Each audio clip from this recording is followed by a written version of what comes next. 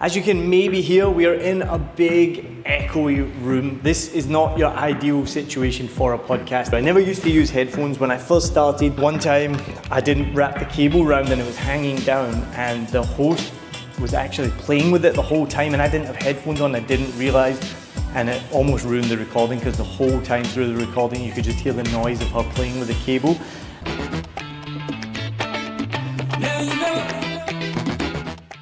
Hey, it's Niall Mackay, the podcast guy, and I'm here today to bring you an extra special episode of Smarter Podcasting.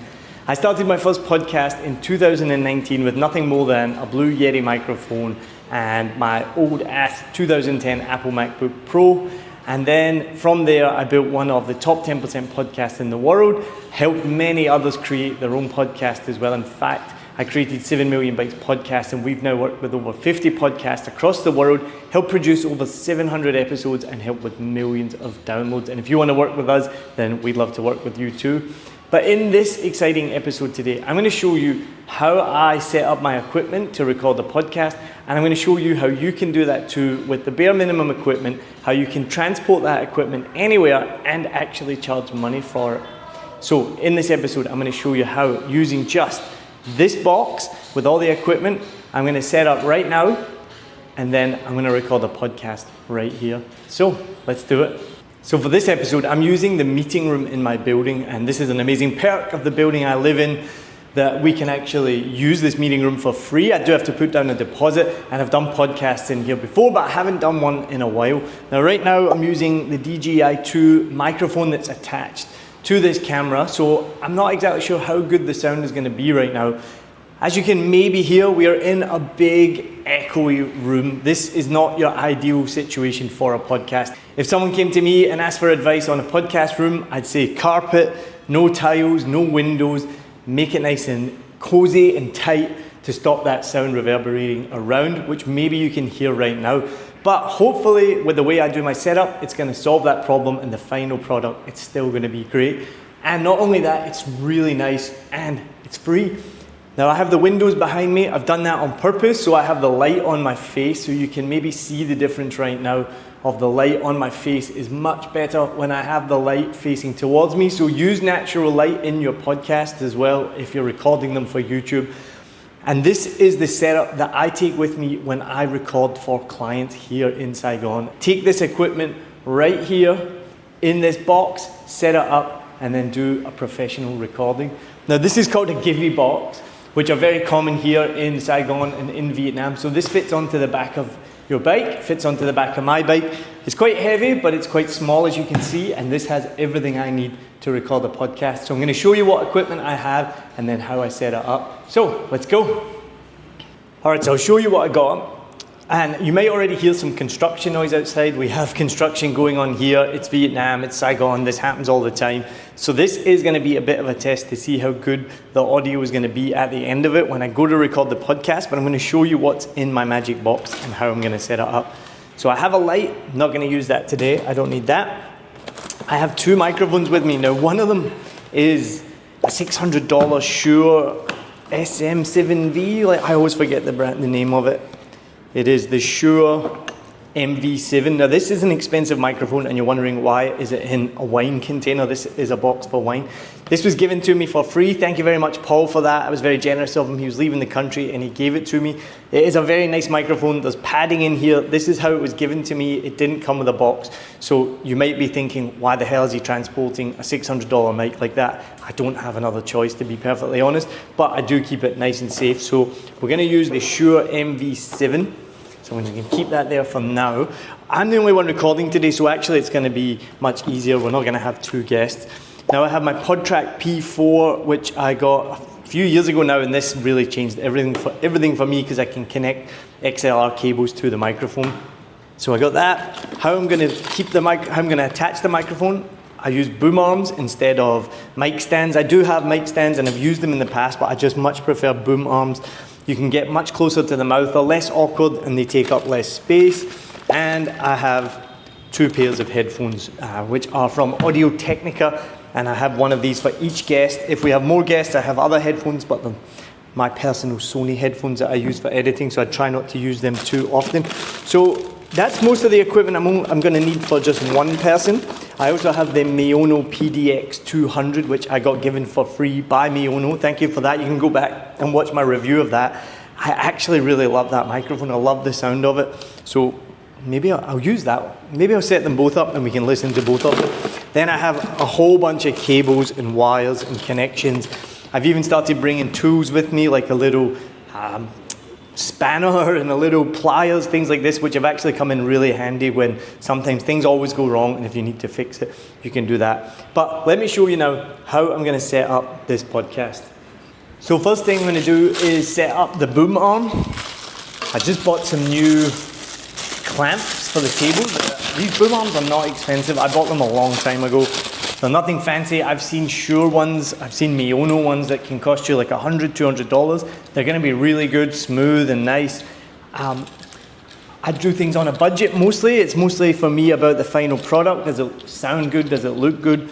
And to be honest, when you use these boom arms, they look fine. So if you have a big budget, and I don't, and generally a lot of the clients I work with don't have a massive budget, you can use these quite inexpensive boom arms to get set up. So that's that done already. I got one boom arm. Let me get a microphone. So I will set up with the Shure MV7 first of all, and we'll see how that sounds. The only difference I think though with a cheaper boom arm is I've noticed they can wear down quite easily. The little sockets here that you tighten on one of my boom arms, I've pretty much retired it because it doesn't tighten anymore. This one's okay. That's probably one of the differences with any equipment, any running gear that you buy. If you buy the cheaper option, it's just probably not going to last as long. Maybe not as high quality, but as you can see, it's set up already, and that's pretty good. Now I'm going to get an XLR cable and connect the microphone. So as you can imagine, I have a plethora of XLR cables. That's another thing, that one of those broke in the past. I was in the middle of recording an episode and there's just nothing coming through the microphone. We brainstormed it, well, went through everything, tried to figure out what wasn't working, and it turned out it was one of the cables, so I actually had to run out and buy one. So if you ever do have a problem with your recording, just remember to check your hardware. Sometimes it could be as simple as you've just not plugged it in right, or it might be that the cable has actually broken. I don't think I have OCD or ACDC, whatever you call it, but I do like to keep my stuff neat and tidy, wrapped up. I have lots of connectors and cables to keep it nice and tidy, and that's mostly because it just makes it easier when you start moving about. Like I said, all of this is in a box, and I take this with me to various podcast locations. I actually don't really use most of this stuff at home because I got my home set up by my desk, but keeping it neat and tidy makes it easier. So you see here, I'm wrapping it around the boom arm. Again, these are little things. If you know what you're doing, you're like, yeah, that's super obvious. But if you're a beginner and you're just starting, these are things that I learned along the way. Before I would just have cables hanging everywhere, and that can be really detrimental to your podcast as well, because I had one time I didn't wrap the cable around and it was hanging down, and the host was actually playing with it the whole time, and I didn't have headphones on. I didn't realize. And it almost ruined the recording because the whole time through the recording you could just hear the noise of her playing with the cable, and that's why you need headphones. So I'll explain a little bit more about headphones. So that's that wrapped up. Now again, the beauty of editing, you can't see in the frame right now that the pod track is sitting on the desk, so sometimes it can be a little bit messy out of sight of the camera, but make sure that your view on the camera is super tidy. I've got my PodTrack P4 set up. Now I'm going to connect my headphones. This is something that I never used to do. I never used to use headphones. When I first started, I would just do, like I mentioned in the beginning, a Blue Yeti microphone, pick up all the sound, wouldn't plug in headphones. I didn't use them for years. I didn't realize why they were so important. They are one of the most important pieces of your equipment. So I mentioned that story of the guest who was playing with the cable the whole time, completely my fault. One of the reasons it was also my fault, not just did I leave the cable hanging in her lap to be played with, I as the producer wasn't wearing headphones. The biggest difference is when you don't have headphones on, you only hear what your ears can hear, and I couldn't hear her playing with that. When you wear the headphones, you can hear what the microphone hears, and it is completely different. So when I put these on, now I can't hear all the echo in the room. I can hear what this microphone in front of me is picking up. And this is why I love a boom arm. So we want to get the microphone about a fist away from you, and that's why it's more difficult when you use a microphone stand to get that close. I don't understand. I see a lot of podcasts. I think it's because they're in a really sound treated room. The podcast is quite far away, and that makes a massive difference to the sound. What you're hearing right now is still coming out of the DJI mic. I'm going to change that in a minute. Right, so let me change it now. I got the gain at 7, so the gain is how much volume the microphone is picking up. I'm actually going to turn it down just a little bit, partly because we're not in a sound treated room. Like I showed you at the beginning, this room is not ideal for podcasting at all in terms of its shiny surfaces, it's tiled, it's big, there's windows, everywhere the sound can bounce off of. But why I'm able to make such great podcasts and win awards for it, and I think I sound so arrogant when I say I make such great podcasts, but I really believe they are, and I get good feedback from it because we do focus on the sound, and it's things like this. Getting the microphone close to your voice helps the sound so much. Having a dynamic microphone is the biggest thing I would say to any podcaster, and I see it all the time. So many people get the Blue Yeti microphone because it's recommended on all the blogs. Any condenser microphone in a room like this, and let's be honest, most podcasters aren't in a sound treated studio. If you have a condenser microphone, it's going to pick up all the white noise in the room. It's going to pick up all that sound, and you're going to be able to hear it in your recordings. A dynamic microphone only picks up the sound around here. So as I mentioned before, there's construction happening right over there. Right next door is a table tennis, and I could hear people playing there, knocking the ball about a minute ago. Now with the headphones on, I'm hearing what the microphone can pick up, and I'm not hearing anything. So hopefully this is going to make for a good podcast, because then afterwards, what I'm going to do is put it through Descript, and I use Descript. You can check my link in the show notes if you want to use Descript as well. I'm an affiliate with them, and I've been using Descript for years now, and it completely changed the way I podcast. The biggest thing they did was introduce something called Studio Sound, and it is literally a button that you press, and it takes your audio, and it often makes it sound incredible. Hopefully what you're listening to right now has already gone through Studio Sound, and you will be blown away by how good this audio is right now.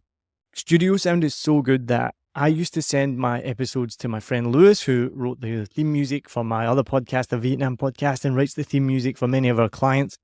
And I would send the file to him. I would record it at home. I wouldn't use headphones. Wasn't a great microphone, but he would do some magic. He's got a degree in music, I think it is, or audio production. He's very good at what he does. He knows what he's doing, and he would make it sound much, much better.